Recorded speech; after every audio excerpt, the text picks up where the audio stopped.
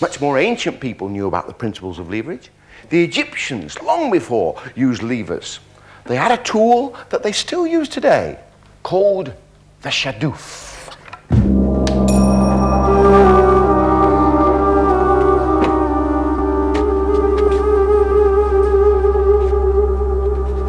And here is the Shadoof. Why was it called a Shadoof? Well, it's used to raise water from the Nile, you see, and that then goes down into the water. Shadoof.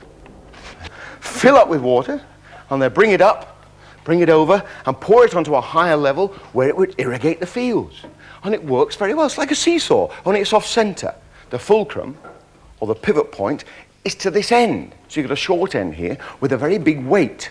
And as you move this weight through a small distance, although this end moves through the same angle, because it's longer, the end, and therefore the bucket, moves over a much greater distance.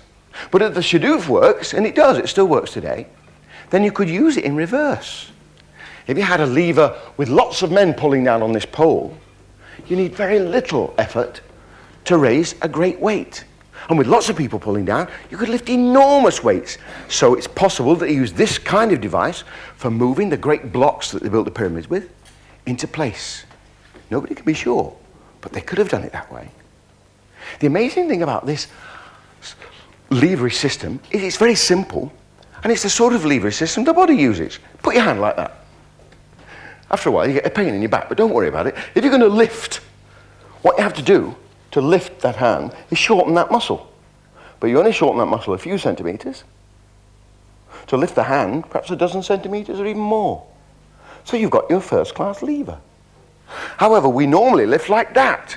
But that's a different class of lever altogether, because here, it's this muscle here that's shortening. And the pivot is back here, rather like lifting the Shadoof from there, which would be a cumbersome way of doing it. But it's the way we lift with our forearm. And we're very good at lifting. We can lift great hunks of flab quite well, but only once.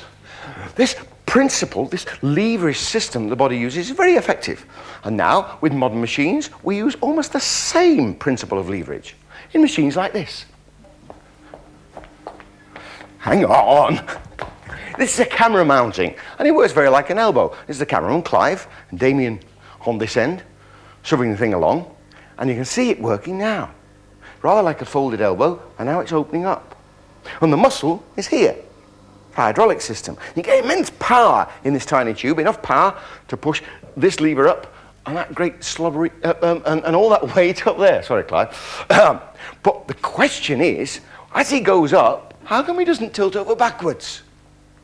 Well, he doesn't, because this beam has a sort of a twin beam to it here, and it's exactly the same length. And the two beams form a parallelogram. The whole thing rising like that. But you can see that this piece here always stays parallel to this piece and the ground. That's why you don't fall off the back.